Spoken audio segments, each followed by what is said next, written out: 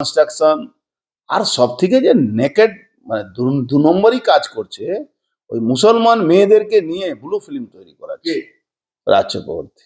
কেন? প্রডিউসার। হ্যাঁ, বাংলা ফিল্মের প্রডিউসার। আরে বাংলা ফিল্মে প্রডিউসার কি করছে আপনি জানেন? ও মুসলমান মেয়েদেরকে দিয়ে ব্লু ফিল্ম তৈরি করাচ্ছে রাজ চক্রবর্তী। বিধায়ক। তাতে কি আছে? বিধায়ক হলে কি আছে? বিধায়ক হলে পাপ করে না? বিধায়ক হলে নোংরামি করছে না? মমতা ব্যানার্জি সব বেশিরভাগ বিধায়ক তো তোলাবাজি নোংরামি এর সঙ্গে বাপ বাপ ছেলেকে গালাগালি করছে কি সালা আমার ছেলে অত টাকা কোথা থেকে পেলো? বিধায়ক ধরা পড়েছিল মনে নেই? দল প্রশ্রয় দিচ্ছে কেন?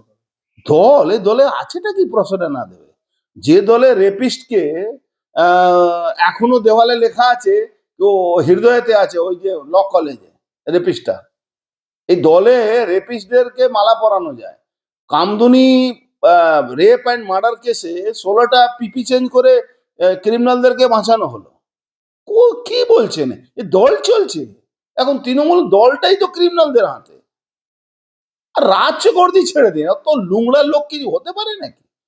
ব্লু ফিল্ম বানায়, তারপরে মিল বন্ধ আছে সেখানে মেলা চালাচ্ছে, ভাড়া খাটাচ্ছে, নিজের বই শুটিং করাচ্ছে।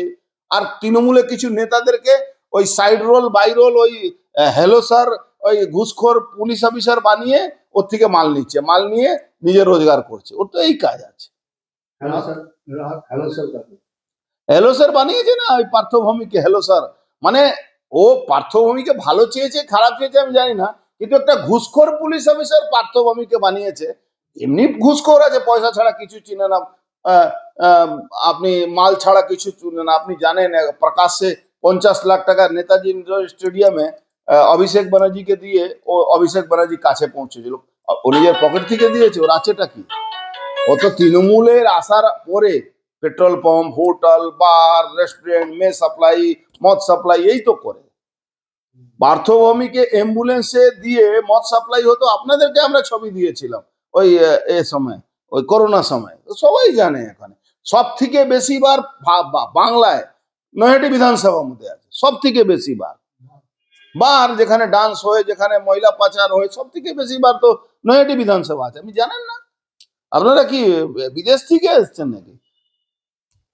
পাশাপাশি আচ্ছা, যখন আমি তৃণমূল কংগ্রেস করতাম, কোনো গুন্ডা, কোনো ক্রিমিনাল কে দেখেছেন আমার সঙ্গে ঘুরতে বা আমি তাকে নিয়ে ঘোরা?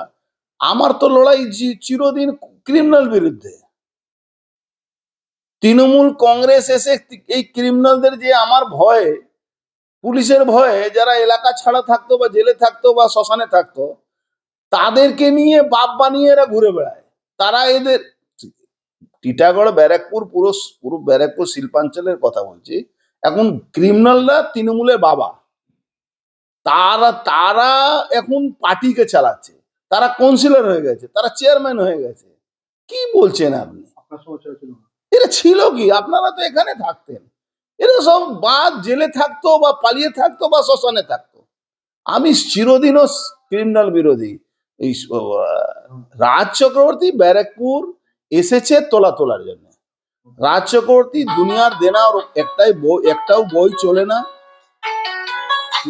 ওর একটাও ফিল্ম চলে না, ও এখানে তোলাবাজি করে। আরো ভালো ভালো খবর দেখতে সাবস্ক্রাইব করুন বাংলা হান্টের ইউটিউব চ্যানেল। বাংলা হান্টের আরো খবর দেখতে নজর রাখুন। বাংলা খবর মানেই বাংলা হান্ট।